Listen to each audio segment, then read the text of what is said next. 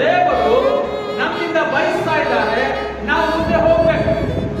ಯೋಧಾನ ಹದಿಯ ಮುಂದಿದೆ. ಇವತ್ತಿನ ನಮ್ಮ ಜೀವಿತದಲ್ಲಿ ಕಷ್ಟಗಳು ದಡ ಮೀರಿ ಬರ್ತಾ ಇದ್ದಾವೆ.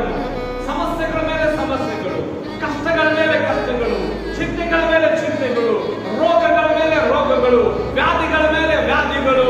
ಓ, ಎಷ್ಟೆಷ್ಟೋ ಬಾಧೆಗಳನ್ನ ನಾವು ಅನುಭವಿಸ್ತಾ ಇದ್ದೀವೇನೋ. ಅಯ್ಯೋ, ಯಾಕೆ ನನಗೆ ಈ ಬಾಧೆ ಅನ್ನಿಸ್ತಾ ಇದೆಯೇನೋ, ಅಯ್ಯೋ ಈ ಜೀವನ ನನಗೆ ಸಾಕು ಅನ್ನಿಸ್ತಾ ಇದೆಯೇನೋ. ಆದ್ರೂ ದೇವರು ಹೇಳ್ತಾ ಇದ್ದಾನೆ, ಮಗನೇ ಮಗಳೇ, ನೀನು ನನ್ನ ಮಂಜೂಷವನ್ನು ಹೊತ್ತುಕೊಂಡು ಹೋಗಿದೆಯಾದರೆ ಯೌದಾನ್ ನದಿಯ ಅಲ್ಲಿ ಬರುವಂತ ದಡ ಮೀರಿ ಹರಿಯುವಂತ ನೀರು ಹಿಂದಿರುಗಿ ಹೋಗುವಂತೆ ಮಾಡಿದಾಗಲೂ ನಾನಿದ್ದೇನೆ. ನಿಮ್ಮ ಕಷ್ಟಗಳು ನಿಮ್ಮಿಂದ ತೆಗಿತಾನೆ, ನಿಮ್ಮ ಕಣ್ಣೀರು ನಿಮ್ಮಿಂದ ಒರೆಸ್ತಾನೆ, ನಿಮ್ಮ ರೋಗಗಳನ್ನು ಆತನು ವಾಸಿ ಮಾಡ್ತಾನೆ, ನಿಮಗೋಸ್ಕರ ಆತನು ಯುದ್ಧಗಳನ್ನು ಮಾಡಲು ಶಕ್ತನಾಗಿದ್ದಾನೆ, ನಿಮಗೋಸ್ಕರ ಆತನು ಕಾರ್ಯವನ್ನು ಮಾಡ್ತಾನೆ. ಆದರೆ ನೀವು ನಂಬಬೇಕು,